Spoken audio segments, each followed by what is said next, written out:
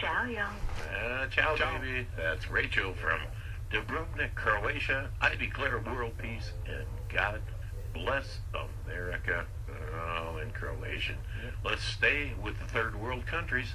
Let's go out to the land that time forgot, where the pavement ends and the dirt begins, where the town slogan is, huh? Yeah, the home of the longest continuous burning tire fire in the here. continental United States, Silver Springs, Nevada. We have Aaron. Hey, Aaron, what's up? Hey, we have gorgeous sunshine out here. It's just a beautiful day, nice and calm. It's already like 60 degrees. So, again, you know what? I think we haven't hit that 90 degree to officially open up ice cream season, but you know what? We're awful close. It's been that nice. Food news. Quaker Oats is being sued. Why? Well, you know what? They claim 100% natural, and guess what they're finding in your oatmeal? Rat turds. No. Really? Glyphosate. Oh, okay. I was close. Yeah, you're real close. But you know what? This isn't the first time. Back in 2014, Quaker Oats was also sued for the fat content in food. So they've had issues going on with and again, this is where the food labeling issue comes in. This 100% natural, a little misleading. It's not only false, it's a little misleading, and people buy stuff based on what they read. So again, the food issues coming into play. The FDA has made a statement that they're going to crack down on the use of glyphosate. Now, exactly what that means is anybody's guess. I don't know. That's the statement they issued, and it was a little earlier in the year here. And you have to wonder, just what are they going to do? Everybody in the FDA are former attorneys for Monsanto, so just what are they going to crack down? I think that's just a comment or a statement to pacify people for the time being right now. They wouldn't do that, would they? My opinion. Hey, our government, heaven no. They would never mislead us, would they? No. Well, I actually had somebody tell me, I don't eat crap food, everything I buy is organic. And I said, just because it says organic doesn't mean you're buying good food. And she goes, oh no, it's organic, it's good food. I said, well, you're wrong because there's no standards. Now, and I got to thinking about that, and I went, well, maybe she is right. I don't know. Here's my thing with organic food. Everybody knows I am buy local, not just because I want you to come buy from me because I'm local, but you can come out here, you'll see me picking bugs off food, you'll see me stirring the ground and pulling weeds by hand. You don't see chemicals being used in the food. And that's why I've always said buy local. When you get a store like Walmart that wants to produce organic products, once you start getting over a certain size, you start eliminating the organic process. Because when you get certain size acreages, the FDA allows for X amount of chemicals to be used. To me, that's not organic. When you start using chemicals, I don't care what they are, whether it's a fertilizer, a pesticide, an herbicide, it doesn't matter what it is. If it's a chemical, you take, quote-unquote, organic out of the equation. And it's just that simple. And you cannot control on a massive level like you can on a smaller level. And that's why I always say, buy organic, because you can, or not organic, but buy local. You can go to the farm. I mean, the guy Rick Lattin over there in Fallon, you can go out there. I don't care what time of day you show up.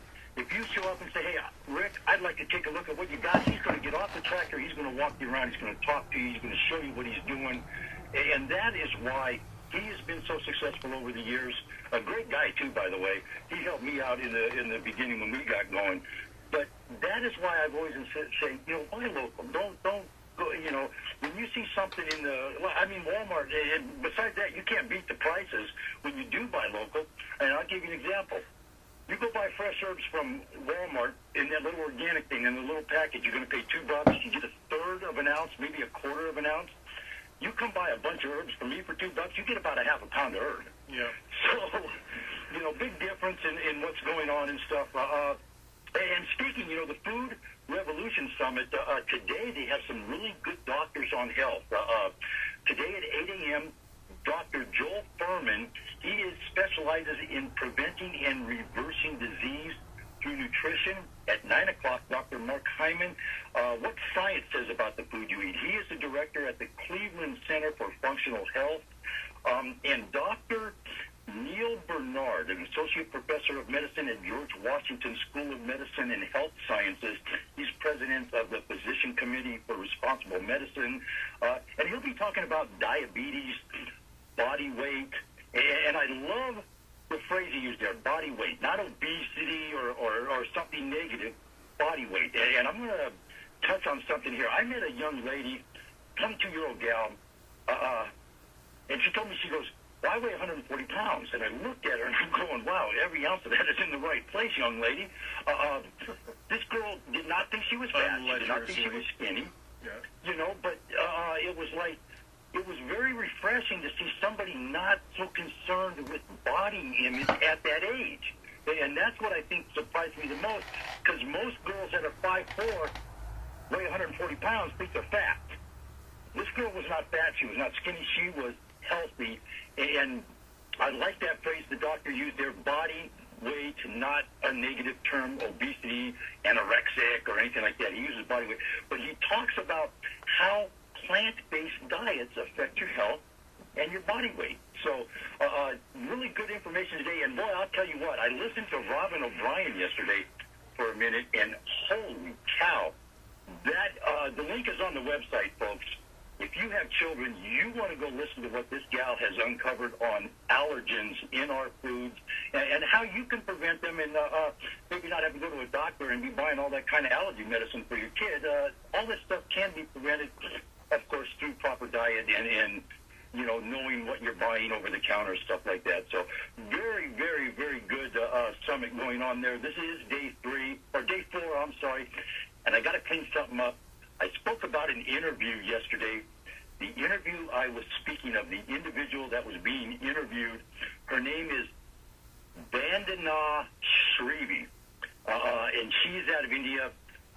Vani Hari, I do apologize. The interview I was speaking about was not her. It was Vandana Shrivi, and I had to clean that up on the website yesterday as soon as I thought. But very, very good information coming out yesterday, and again today. The presenters are just top-notch people that know what's going on in the food industry, and they understand, how they come in to try to take control of our food supply. And when I see what Monsanto's doing, I can't help but get that scene out of my head from The Fifth Element, where it was the company controlling everything.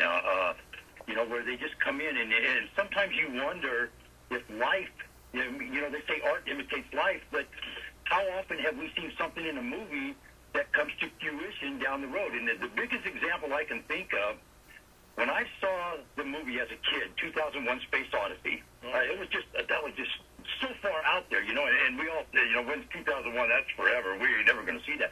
But I want you, if anybody can dig up some archive pictures, look at the spaceship that they used. Look at the set that they used in that movie, and then you look at pictures of our space station today. They're identical. I don't know who copied who, but when I start seeing stuff in these movies, and you start seeing, like take Alien, for example. All they referred to was the company. Fifth Element, the company. What's happening with Monsanto? They want to control. Their whole group, that whole organization, is trying to control the world's food supply, not just here in the United States, folks. It's everywhere. And they're, I don't know, man. Call them evil, call them what you want, but I just don't think it's right that anybody can patent a seed. You're referring to a movie. I'm going to say Soylent Green. Soylent Green, that's what came There's another one, yeah. Mm-hmm. Soylent Green. Yeah, Yeah, that was pretty heavy, too. I think the only movie that hasn't come to fruition, Reefer Madness. Oh, I saw that over the weekend again. That was a funny That's movie. hilarious. You know what? When you watch it now, it's hysterical. But when we were watching it back when they pushed it out, it was like, oh my God, this is going to happen to it. And I still remember the police departments coming around and putting marijuana in the little tea strainer and burning it so you could smell it and knew what to avoid and telling you that if you smoke this today, you're going to be doing heroin next week, so don't do it. You know, and hey, that was what was going on at the times, whether they were giving you bad information or information that they felt was true, you know, but that's just how society has changed over the years. I think they'd get laughed out of class now if they came in to do a presentation like that. That movie is from 1936. I watched it over the weekend. So. Anyway, Aaron, how can we contact you out there at Alladay LLC? 775-230-9915. I got my mechanic, Ed Mayfield. He is in my truck right now, guaranteeing I will be at Wainema Ranch safely today, ladies and gentlemen. Let's hope he's right. I'm telling you, hey, and don't forget, there have been some really, really entertaining developments on that foreclosurepedia story going on over there with CWIS. We were getting checks and everything all night long, and I was like, holy cow, I can't release anything yet because they haven't heard it with the lawyers, but you got to follow that, or that's going to be very, very intense. You can bring us to speed tomorrow. I sure hope so. I'll do my best on that. You know what, folks? It's going to be gorgeous out here today. Let's have a great time. Let's all be safe out there. All right. Thank you. That's Aaron from out there in the third world where the pavement ends and the dirt begins. Silver Springs, Nevada. Let's go from Silver Springs, Nevada to Rio Rancho, New Mexico.